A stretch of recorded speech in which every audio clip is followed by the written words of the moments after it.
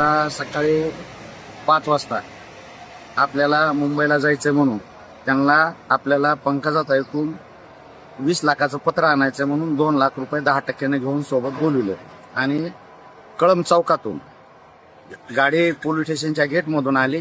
गाडी यायली म्हणून गाडीकडे वाट बघत बसलो तर पोलीस स्टेशन मधून गाडी आली आणि मला कळंब चौकातून त्यांनी गाडीत बसविलं आणि गाडीत बसविल्यानंतर मुंबईला जायचं म्हणून निघाल्यानंतर त्यांनी वाटालाच माझं नरडा आवळलं दोरीने, पण पॅक आवळलं नाही. मी दोन्ही हात असे मध्ये घालून ठेवलेले होते, त्याच्यामुळं काय झालं नाही. मग त्याच्यानंतर इथं त्याच्या पुढं जे पेट्रोल पंप बंद पडलेला आहे त्याच्या पुढं आल्यानंतर राईटला उजव्या हाताला एक बंगला आहे, त्या बंगल्यामध्ये आणून मारहाण केली आणि मला मध्ये रूम मध्ये कोंडून ठेवलं, पायाला कुलूप लावला साखळी लावून, हाताला दावेनं बांधलं आणि तुझं आता संध्याकाळी बघू काय करायचंय ते.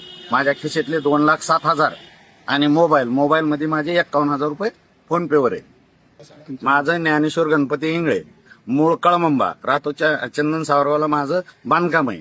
मी असं राहायला केजला आहे. ज्यांनी उचललं तुम्हाला त्यांची तुमची ओळख आहे? हो आहे ओळख आहे, दत्ता तांदळे म्हणून.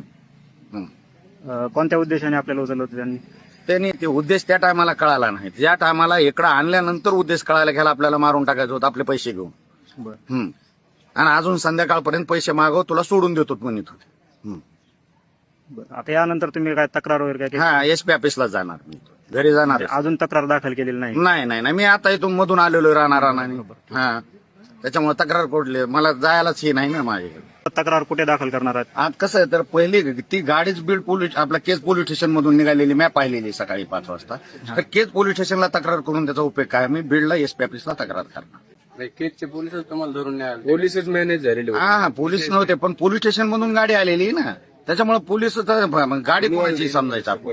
जर गाडी पोलीस स्टेशन मधून सीसीटीव्हीतून येते आणि त्याच गाडीतून आपल्याला उचलून जर नेत असतील तर आपण काय समजायचं? पोलीस मॅनेज यंत्रणा मॅनेज का तर डिपार्टमेंट मॅनेज असल्याशिवाय ह्या गोष्टी होत नाहीत. म्हणलं ते एसपी ऑफिसला करू शकतो आम्ही.